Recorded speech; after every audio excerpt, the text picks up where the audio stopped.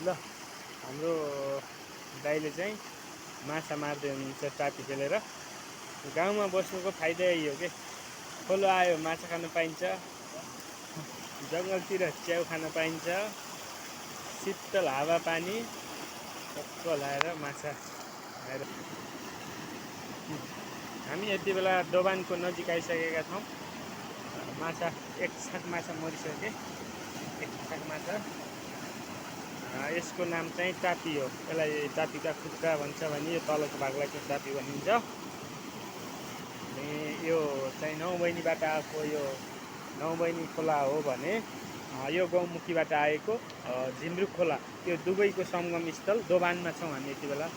माछा मार्ने क्रम जारी भइरहेको छ।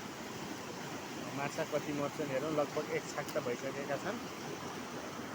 दोभानमा बस्नुको धेरै फाइदा छ के। यो खोला आउँदा पनि माछा मार्न पाइयो, त्यो खोला आउँदा पनि माछा मार्न पाइयो, स्विमिङ गर्न पाइयो, धेरै रमाइलो टक्क लाएर। अब माछाको त एउटा तरकारी त माछाकै हुन्छ क्या जहिले पनि। अरू तरकारी अरू परिकार भए पनि एउटा तरकारी भनेपछि हाम्रो माछाको हुन्छ। तर मेहनत चाहिँ गर्नुपर्छ है।